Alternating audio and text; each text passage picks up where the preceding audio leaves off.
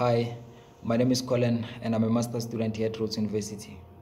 So today I'm going to be giving you a talk on the work that I've been doing. The work is focusing on the application of a technology called photodynamic antimicrobial chemotherapy.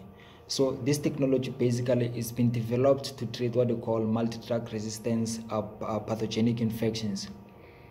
These are the kind of bacteria that cannot be treated using long-established traditional methods or antibiotics. So there has to be a way in which we can develop a technology which can be used in the long run, or it can be used continuously without bacteria having to develop resistance against it.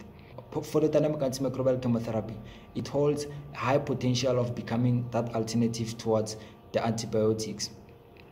So this technology basically, it is composed of three components for it to be initiated. So you need to have one, you need to have a photosynthesizer. Second one, you need to have molecular oxygen. And third one, you need to initiate the whole process using light of a certain wavelength.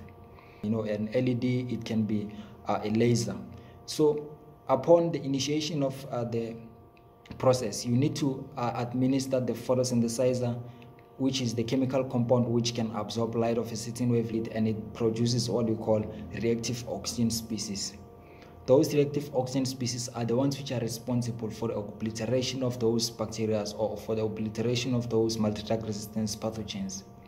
And this process is not only limited to disinfection of multidrug-resistance pathogens. It can also be applied in the wastewater treatments. It can also be applied in the cancer therapeutics. So in my work, I mainly focus on the design, synthesis, characterization, and application of photosynthesizers called porphyrins. So porphyrins are those molecules which are capable of absorbing light of a certain wavelength and become photoexcited and generate what we call singlet oxygen species. This singlet oxygen species is part of reactive oxygen species that kills the bacteria. So the limitation of this reactive oxygen species, it's unlike the antibiotics. So they don't obliterate bacteria over time. It's an instant thing. Once you photoexcite it with light of a certain wavelength, they immediately obliterate the bacteria. They have 0% chance of developing resistance.